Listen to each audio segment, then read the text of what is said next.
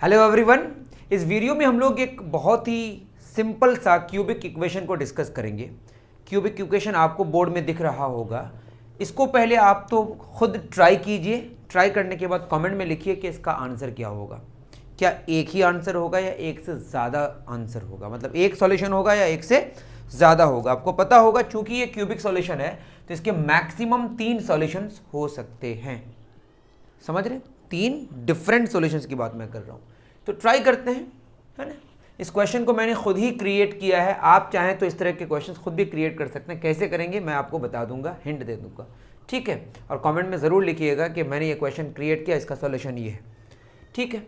इस क्वेश्चन को पहले सॉल्व करने से पहले सारे टर्म्स को एक तरफ कर लेते हैं। कांस्टेंट टर्म उस पार है तो मैंने इस पार कर दिया, ठीक है। अब इसको कैसे सॉल्व करें, तो अगर आप सॉल्व करने की कोशिश करेंगे मिडिल टर्म स्प्लिटिंग वगैरह जो भी आप चाहते हैं तो आप बहुत ही ज़्यादा परेशान हो जाएंगे, ऐसा मुझे लगता है।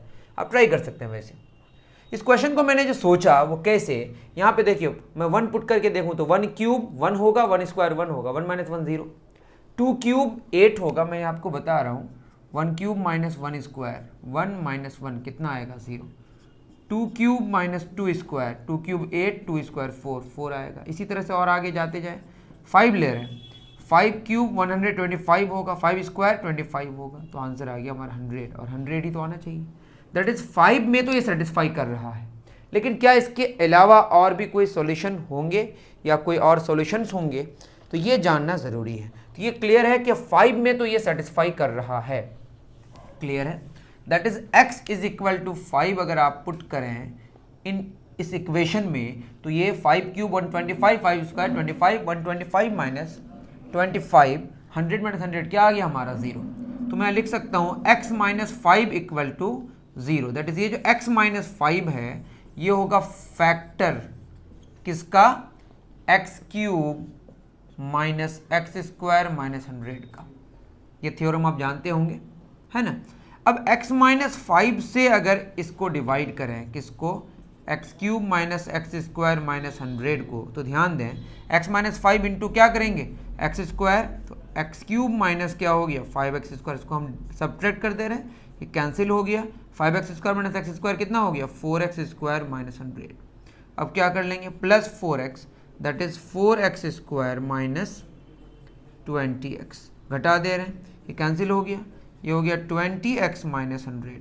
अब इसको मल्टीप्लाई कर दे रहा है, आई एम सॉरी, हाँ 20 ऐड कर ले रहे हैं, मतलब 20 से मल्टीप्लाई कर देंगे तो क्या होगा 20x माइनस 100। अब इसको घटाएंगे तो माइनस प्लस कितना आ गया 0। दैट मीन्स देखिए x minus 5 x cube minus x square minus 100 का फैक्टर हो गया। तो हम लिख सकते हैं किसको, x cube minus x square minus 100 equal to 0। और ये किसके बराबर होगा, इतना इंटू इतना, जानते हैं ना। अब जैसे मैं लिखूँ 7 2 3 ज़ा या 6, है ना, 2 3 ज़ा 6 इज इक्वल टू 2 इंटू 3 होता है कि नहीं। उसी तरह से इतना इज इक्वल टू इतना इंटू इतना, that is x minus 5 into क्या होगा x square plus 4x plus 20 is equal to 0। अब यहाँ दोनों का प्रोडक्ट है, या तो x माइनस 5 0 होगा, इससे हमारा x इज इक्वल टू क्या आ गया 5, या क्या होगा x square plus 4x plus 20 equal to 0। अब ये क्वाड्रेटिक इक्वेशन है। अब इस क्वाड्रेटिक इक्वेशन को सॉल्व करने के लिए हम क्या कर लेंगे, डिस्क्रिमिनांट निकालेंगे। क्या फॉर्मूला होता है, बी स्क्वायर माइनस 4ac। यहाँ पे b कौन है, x का जो प्रोडक्ट है, x का जो कोफिशिएंट है, एक्स स्क्वायर का कोफिशिएंट कौन है यहाँ पे 1, तो a हो गया 1 और b हो गया हमारा x का कोफिशिएंट 4 और कांस्टेंट टर्म हमारा हो गया 20।